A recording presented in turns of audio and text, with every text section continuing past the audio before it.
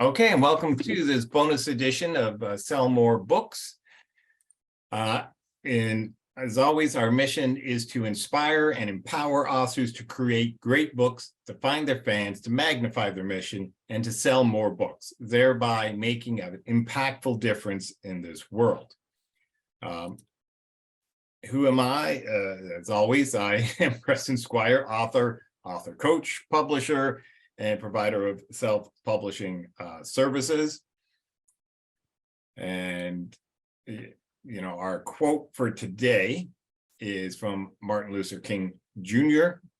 All labor that uplifts humanity has dignity and importance and should be undertaken with painstaking excellence.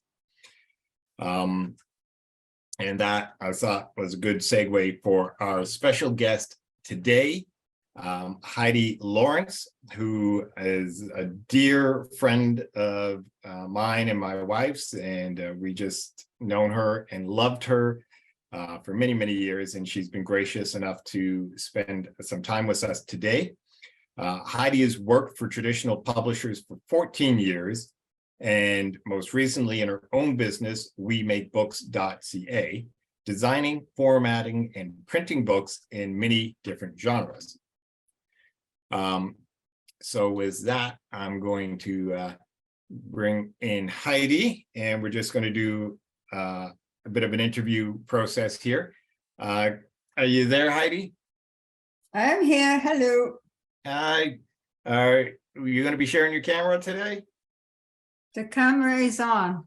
I'm not seeing you. I just have your name here. Oh my goodness, what do I press? Participant, start video. Start video? No, mute. Yeah. Start video. There you are. Okay. Okay, yeah, here I am. Hi, Heidy. It's great to see you, as always.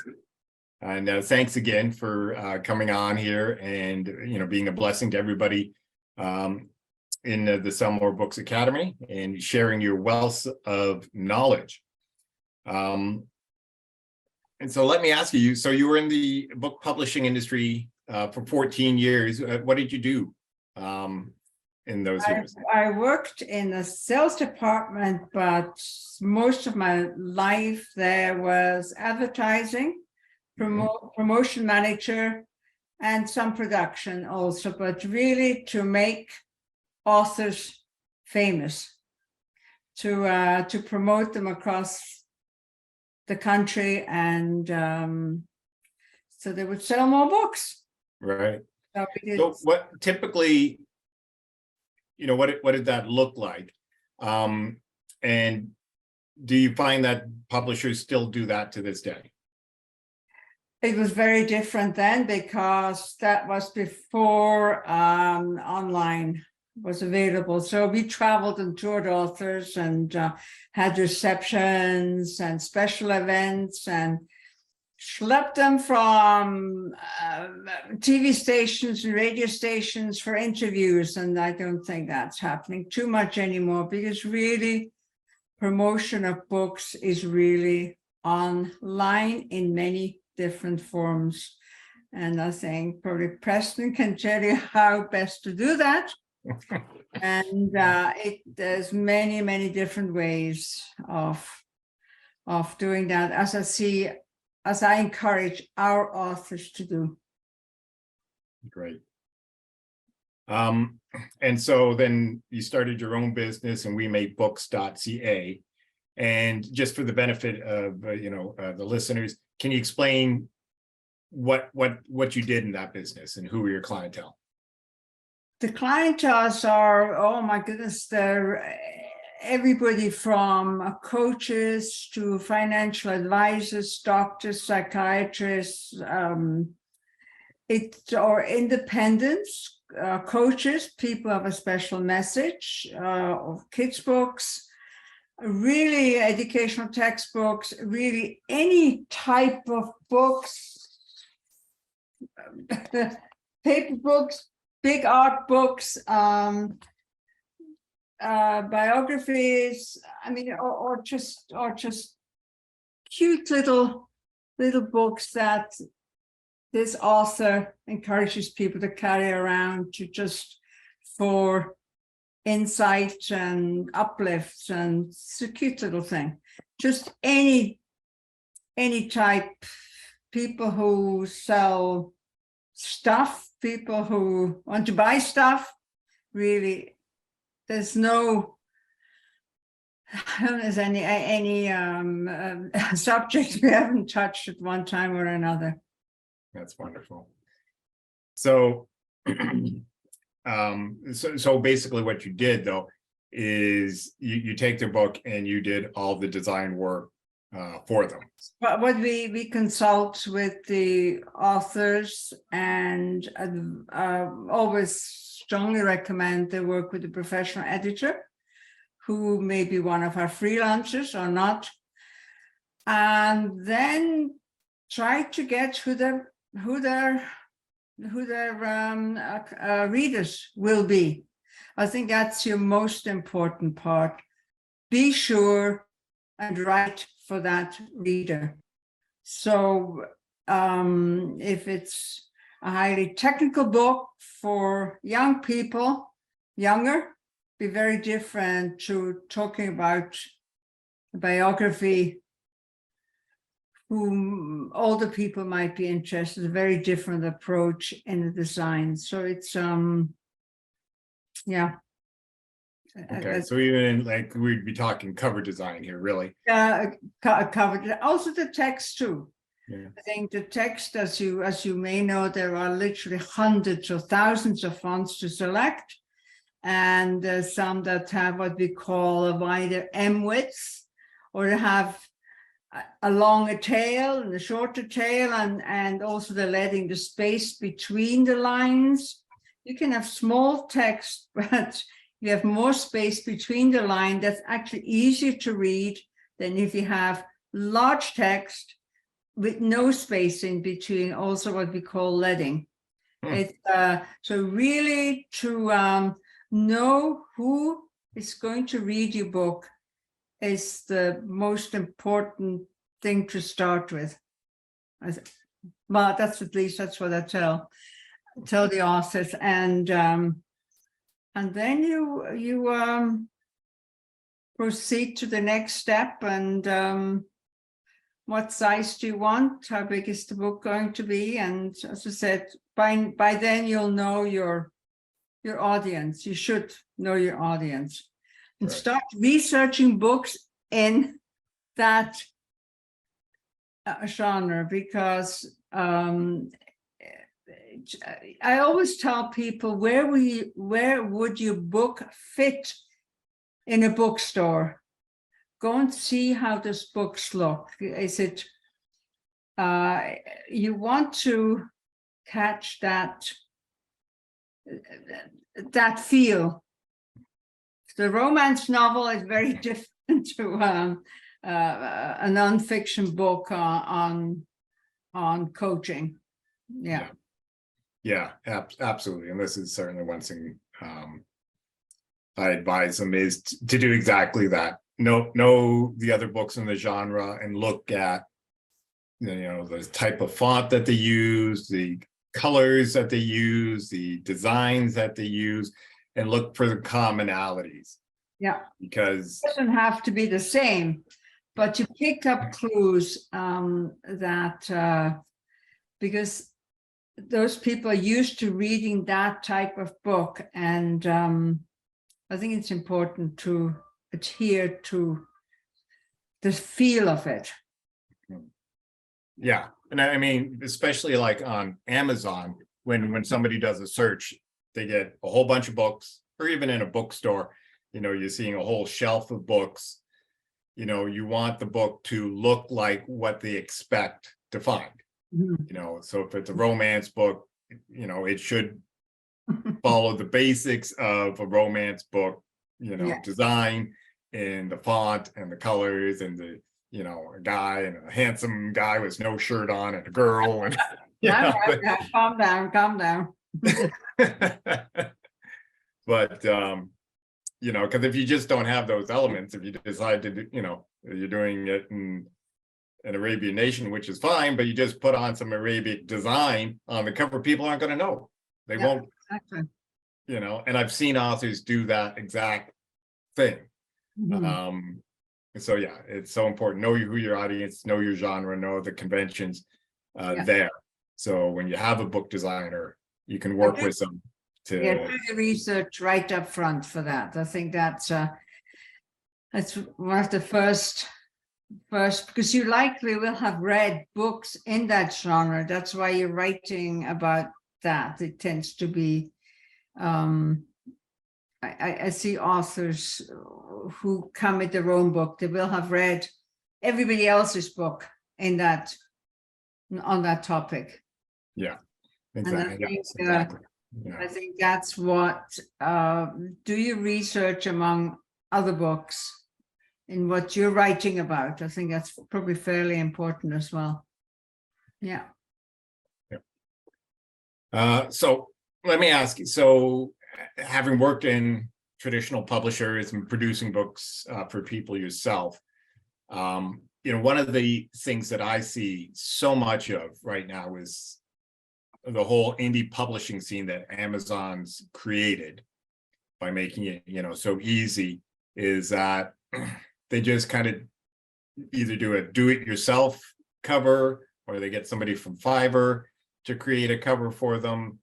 And while they might, people on Fiverr, and there are some really good people on Fiverr and some not so good people on Fiverr, but most people on Fiverr, I would say, are not a professional book designer in that they've never been formally schooled in any way and how to design books. And so Heidi, in your expertise and decades of experience, what would you say is the importance of having a professional looking book? Like why should somebody want to spend that kind of money to make it look professional as opposed to just doing it themselves? Well, I think a book cover, the first thing it has to do, it has to attract you. And I think one of the more successful books, does it show? Looks, yeah.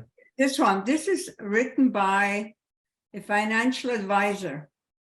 And this book is 10 years old. He's still selling hundreds each year, like 10 years later, because it draws people in. People just love this cover and yes, it's about financial advice. So it has to be, you walk by or you see it online, there's something to capture you. And it shouldn't have too many details. I mean, this cover I think is appealing too, because it pulls you want to know what it says. But the second thing, it needs to really, the most important thing is don't explain what the book is on the cover. This is really, I can't remember what this book is about actually, but the idea is, so you want to grab it and turn it to the back and read the back what the book is about, and you're nearly there to sell your book. So the cover is absolutely the most important part, well, content too, of the book. So it needs to be something that grabs you, and then maybe get you read the title, you read the subtitle. Like this is a novel approach to communication work, but this is what grabs you. See, this is what grabs you, and it's a Canadian book, hence the moose. But it's just a novel approach to communication and work. And then this sounds kind of interesting. You turn it around, explains it. You practically sold the book now. So it's really a three-prong approach. Something to put you in, or if you walk through a bookstore 6 foot away, you can see it, want to see it. see the subtitle. Yeah, I'm interested in that. That's where I want. Well, let me see what's more eternity around. So if you keep those three things in mind, and I know I see people who want to explain the book on the cover.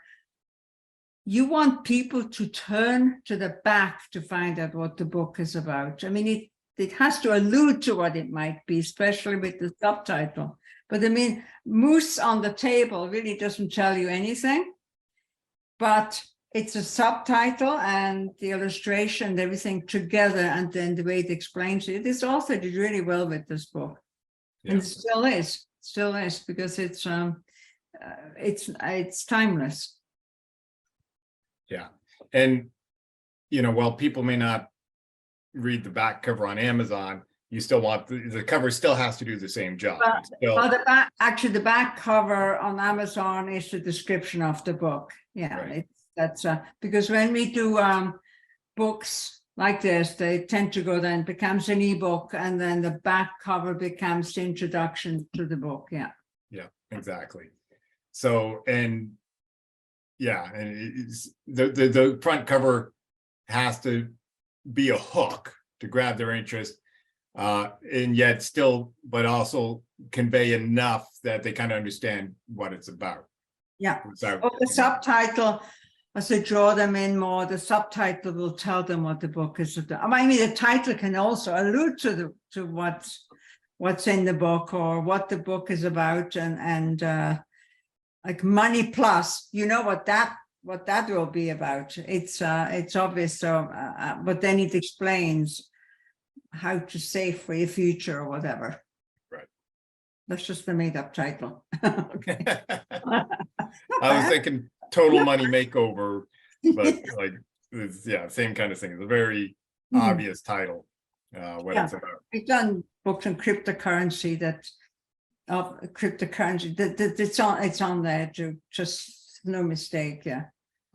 But it does not have to tell the whole story of the book. I think that's my point.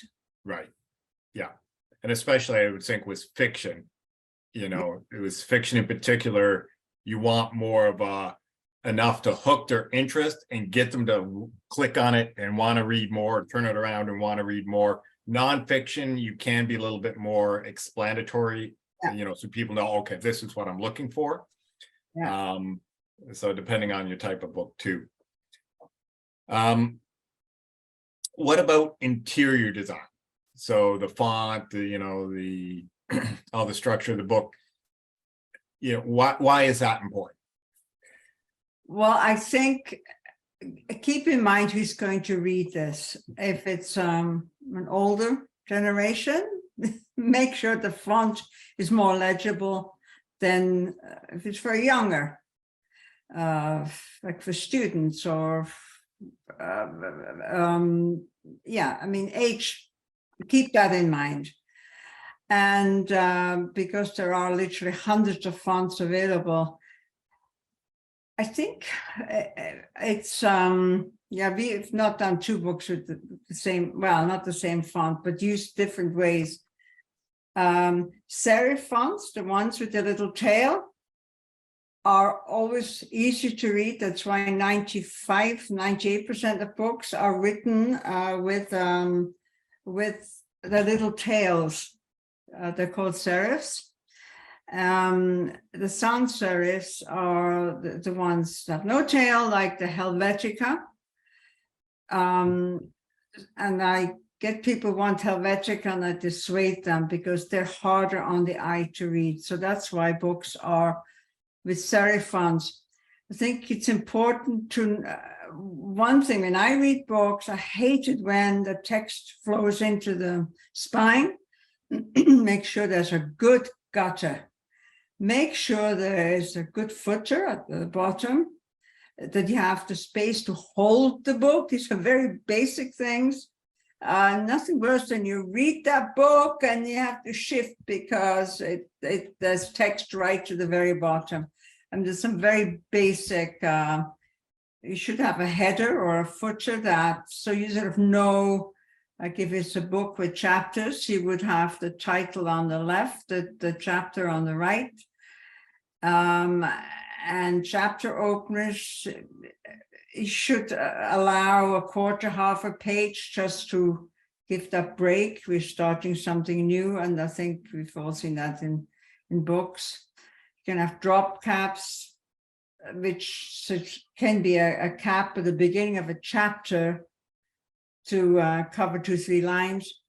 Then I think the text, and I think, as I said before, the leading or the space between the line, I personally much prefer to read it that way and have a smaller font and a big font. You don't want a page that's really black. Don't use a font like, new,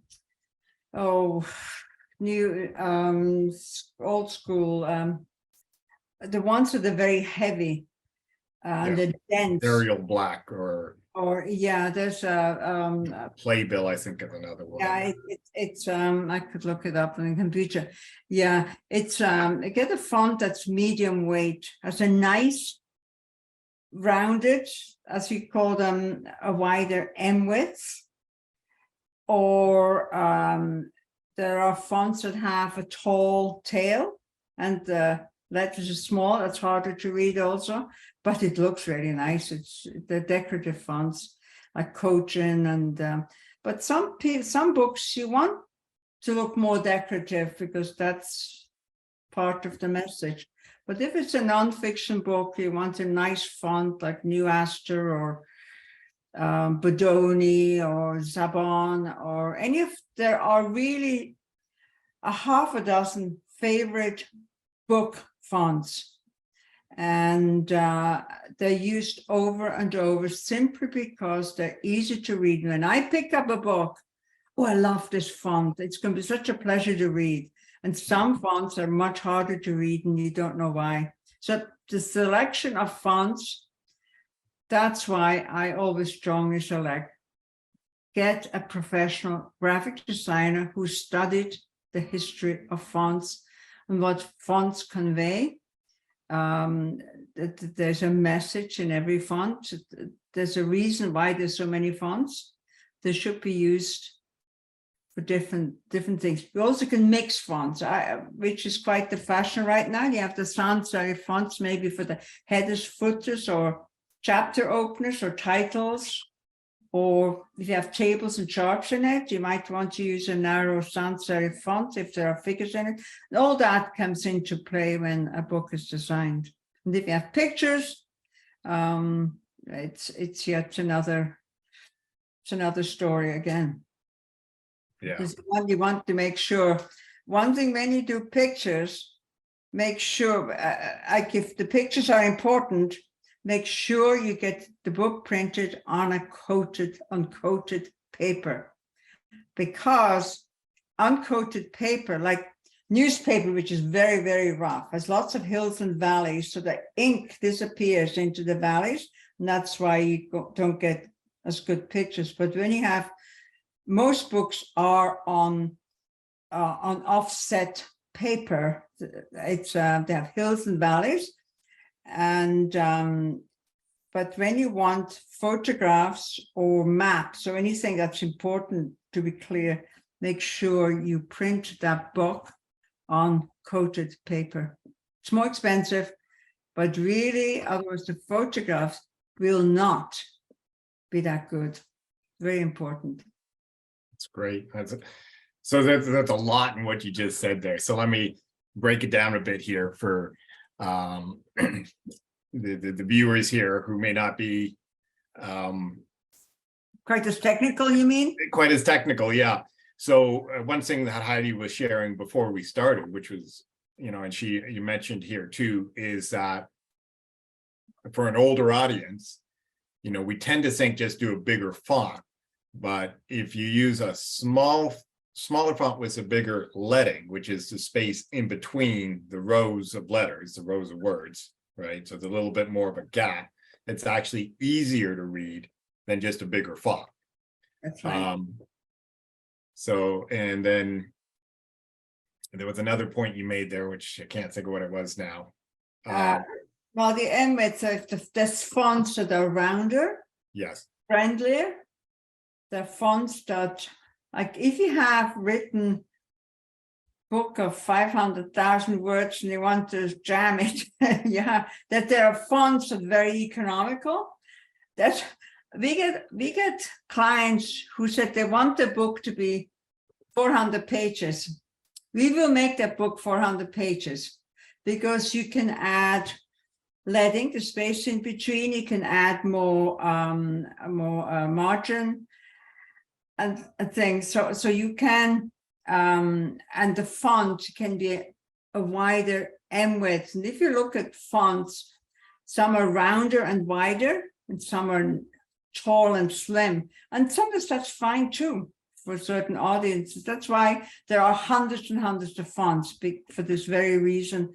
Know who your audience is and select the font to suit the reader. Yeah, and honestly, that was I was font like ignorant when I started off. I had no concept of fonts other than sans serifs and serifs, and that beyond that, that was about my knowledge. But I ended up working with this guy who was studying graphic design and fonts, and he just kind of opened my eyes as to the whole kind of world of fonts, because as you mentioned, there's hundreds of thousands of different types of fonts, and each one kind of conveys a certain thing, a certain feel, a certain theme, and legibility, and you want your book, ideally the font should reflect the themes of the book, right? And this is something, if you do it yourself, just find a nice font. Find a nice font. Look at other books in that genre and see if we can come close to it if you're doing it yourself. Yes. But don't ever do your book in Microsoft Word, that's all. Yes. Yes. Microsoft Word it's a word processing, it's not a book design program. I think that's another thing, is that because printers and even Amazon, well, they will reset it. They cannot. Last time I checked, Amazon can't print from Word, because Word does not give you crop marks and bleeds and all that kind of thing, I think, or does it? They reset the book into that program. They do. I'm not 100% on this, but I think what Amazon does now is they'll take the Word, they kind of have their automated reprocessing of it. They put it through a template.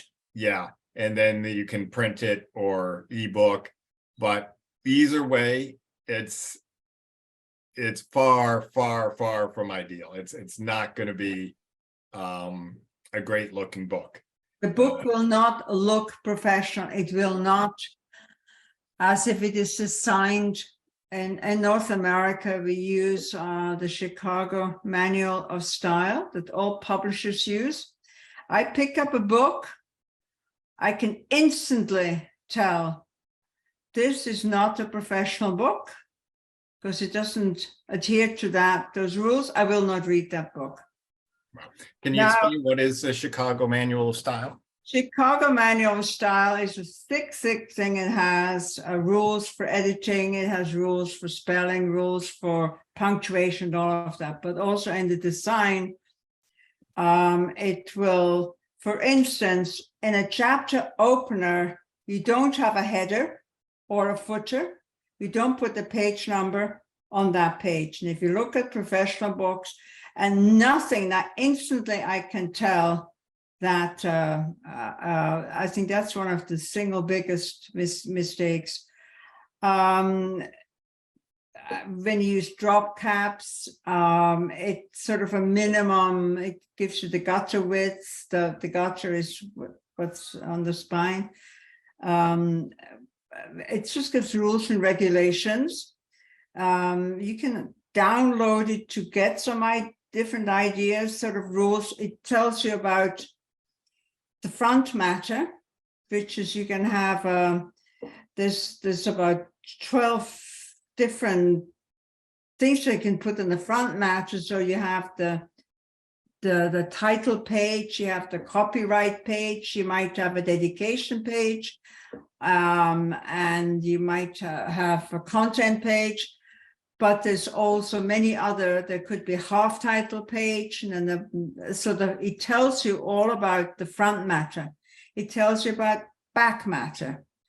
Don't put the appreciations in the front, put them at the back. You have a forward. What's the difference between a forward and can't think of it just now. It just tells you the sequencing. That's another thing I can see right away. Also, you might have a page of previous publications. It all has to follow. I mentioned a copyright page, preface.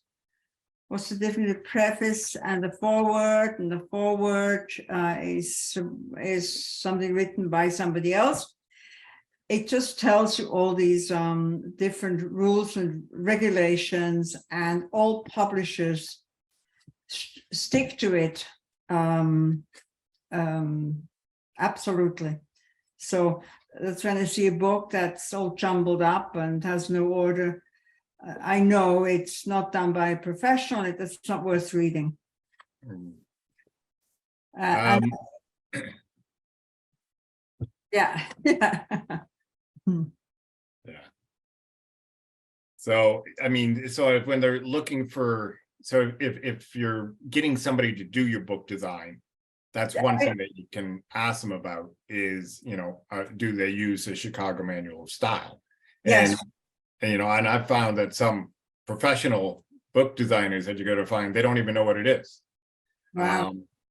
Because designers, graphic designers, wonderful, beautiful, talented people, try to get a designer who does books, because it's a specialty, and because of that. And it's also when you work with publishers, as we do, we design books for publishers, and we have to stick to strictly to this Chicago Manual of Style. We wouldn't get jobs to do for Doubleday or HarperCollins if we did not stick to that. It's the Bible in publishing. It really is. So if you were to do a book yourself, buy a portion. I believe you can just buy that portion online, or it can be any things just to get yourself. If you're going to do the book yourself, get that, follow it, and you look like a professional. Otherwise, your looks, if it's not worth reading, I won't read it. It's true. I can see a self-made book, and that's what I think Amazon is fabulous in many ways, but they put your books through a template, and I can see instantly. It's because you get an amazing bargain when you go with Kindle publishing. It's incredibly inexpensive, but it's sent through a template. There's no person caring for it, seeing what the page looks like across. We have big monitors so we can see the pages side by side. They balance nicely. And the other thing is, what's a no-no is orphans and widows. And I think everybody's been so frustrated. You see 3 letters at the top of the even page, and you have to go back. What was that word again? Or hyphenation rules. You shouldn't have a short word at the end of a paragraph. It should have at least 2-3 words. There's rules along those lines. It just makes it pleasant for the reader. And when I read a book and you just see 3 letters on the next page, and you have to go back again. What was that word? It's irritating. Mm. Yeah, and you can So tell. That's all in the manual. These kind of thing, hyphenation rules. It's just to make the book look professional. Yeah.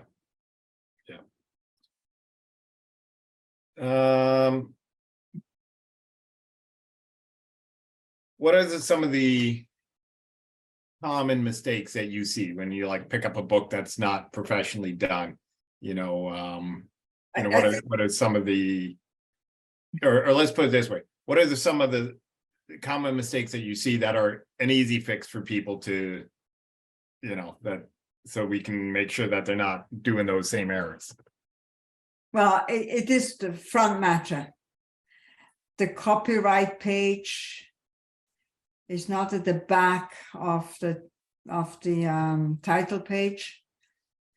You have to go and look for it, because I go and read it. I want to know the year it was published, or who published it, or who the authors are, or maybe if the age of the author, and just sort of tells you a little bit about, I think it's an important part, the sequencing of the front.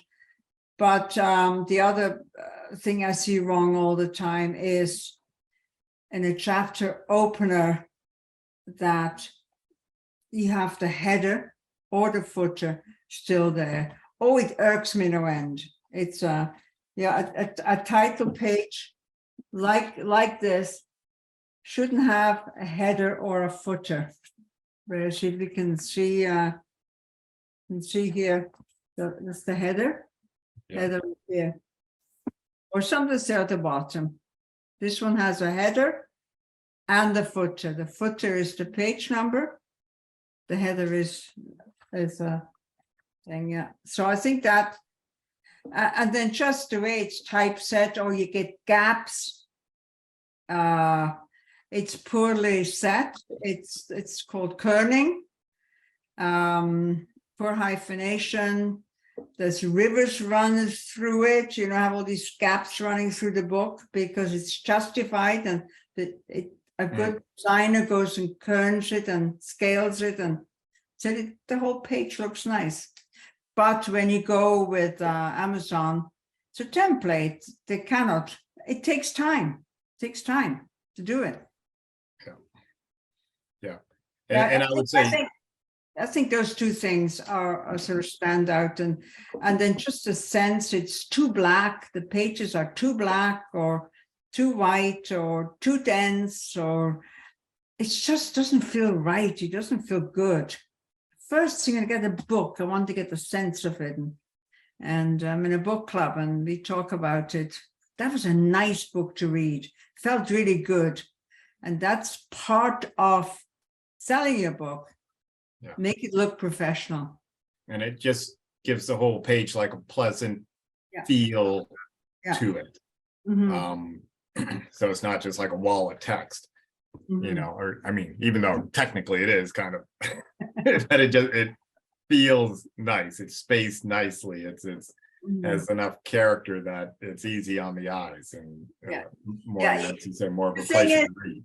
Yeah, a book, you shouldn't be bothered by the design. You should just like the way it looks. You shouldn't, it's like when you compliment somebody, don't tell them, love your dress. You tell them, you look good.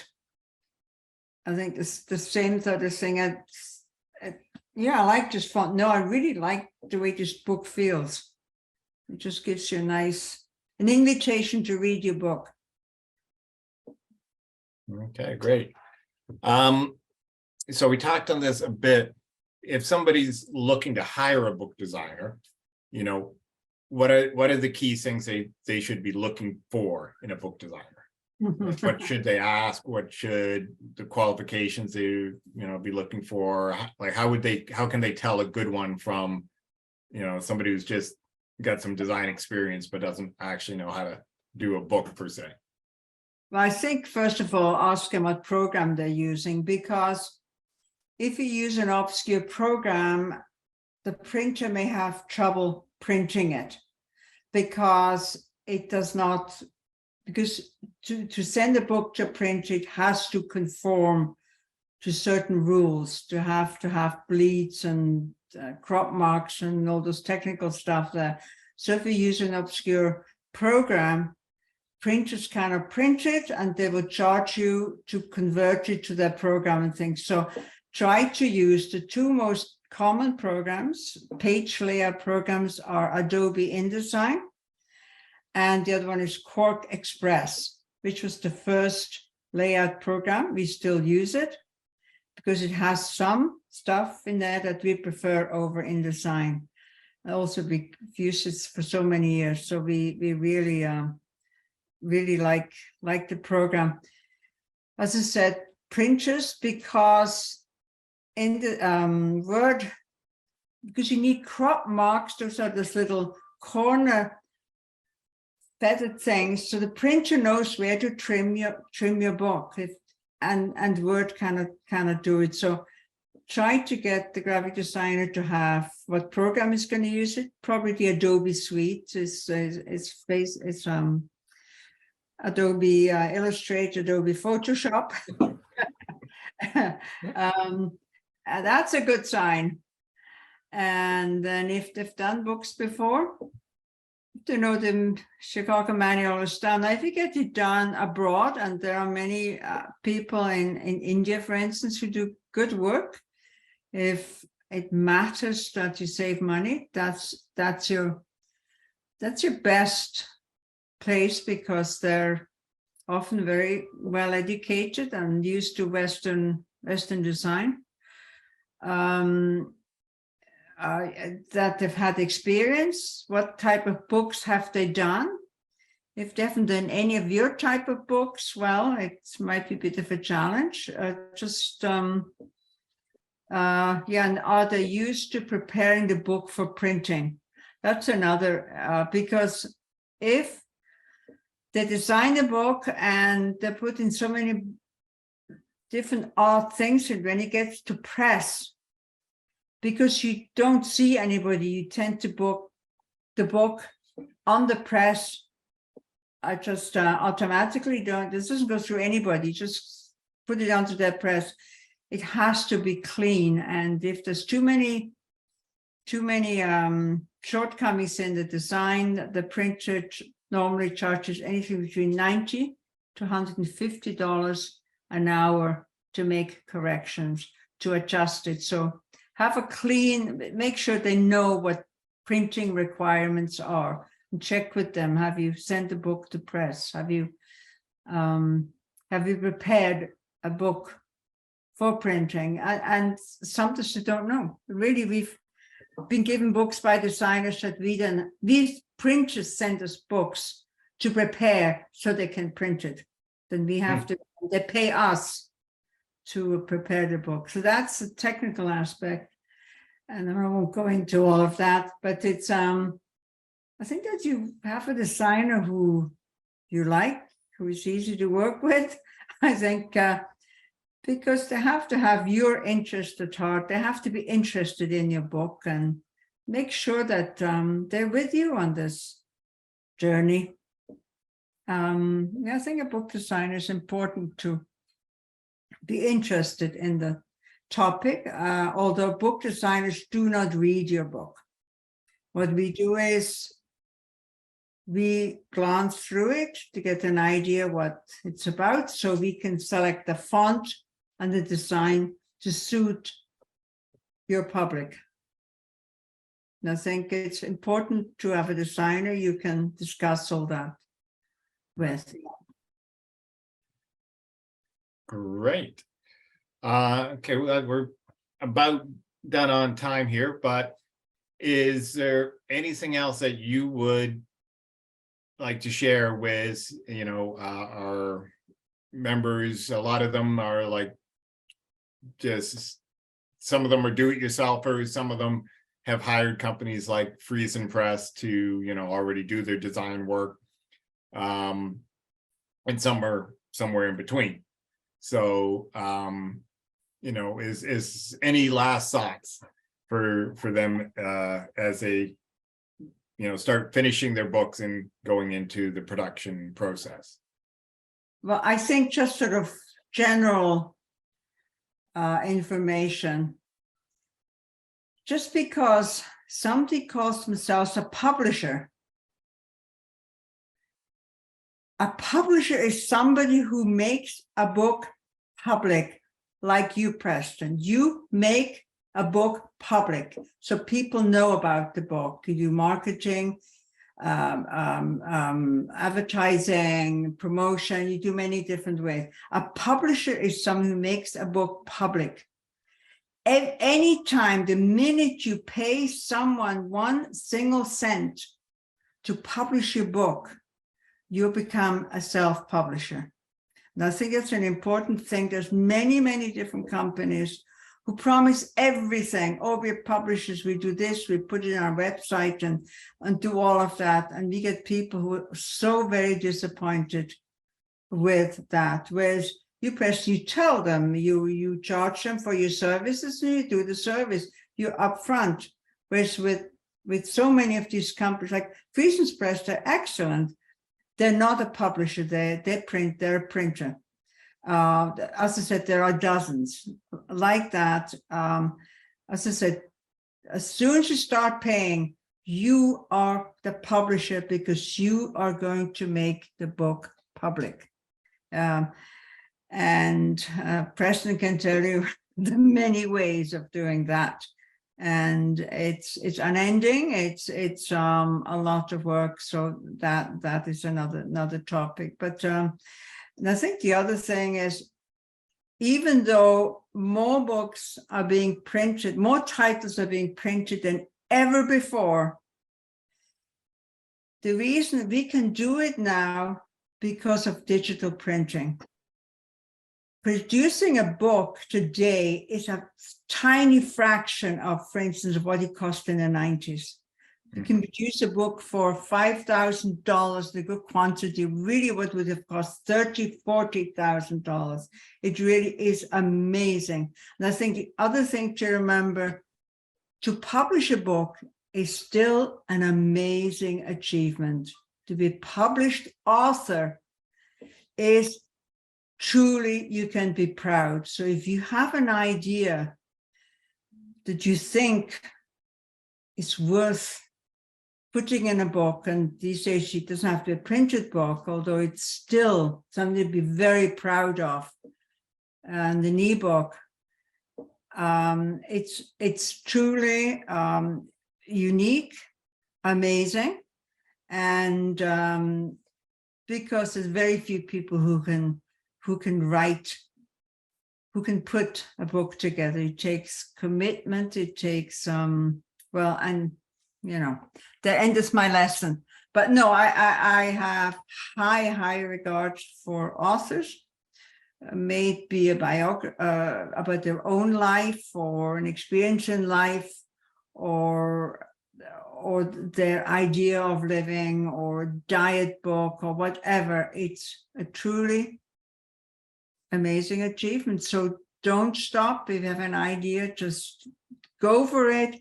And it may take years. I have authors who've taken 20 years to write their book. 20, but two is an average. 2 years. 2 years to write a book. Yeah. So don't stop. Please keep writing, and Preston can give you ideas how to continue and how to keep going. Just don't stop. Be a published author. Thank you. Wonderful. Thank you very much. And yeah, it's what you're saying about like some of these services that are out there. You know, and I was just discussing with somebody, meeting with somebody yesterday who used one of these a couple of these services actually, and he was quite disappointed because they didn't give him any of the kind of strategic tools that I teach. Yeah, they just printed, you know, created his book, and here you go, you know, put it on Amazon, and then, you know, it's not equipped to sell. Yeah. That's right. So just because you got a book there, half-hearted, that means nothing. You have to either get a professional like Preston to help you, or it's, I mean, marketing a book is yet another topic for several hours discussion probably. I mean, to make it, I always tell people the most difficult thing in a book is to write it and to market it.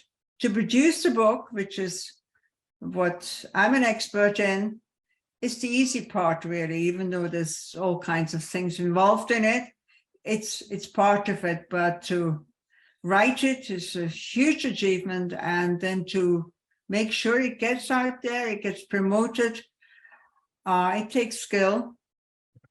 If you don't know yourself, Yeah. Preston's your man, maybe, right? Thank you. So, yeah, so I mean, that's why, I've created this academy and these services, is just to help authors so that, when you get a book out, it's positioned so that it can sell. Yes, Because, if you don't have a good cover, you don't have a good title, you don't have a good copy, like these key things, if you don't all have a good ties design, together. All ties together. all the marketing in the world can't really help you. Yeah. So it all has to come together coherently. Yeah. Have a good You just don't professional see a lot of people cover. teaching Mhm. the full, spectrum of it. Mhm. So thank you again, Heidi. That's been wonderful. Appreciate you so much. And it's been great to have you on here sharing your expertise and, getting, I always try to find people who have a different view.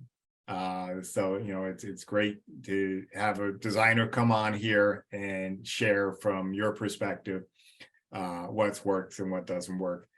Let me just go back to sharing the screen here quickly.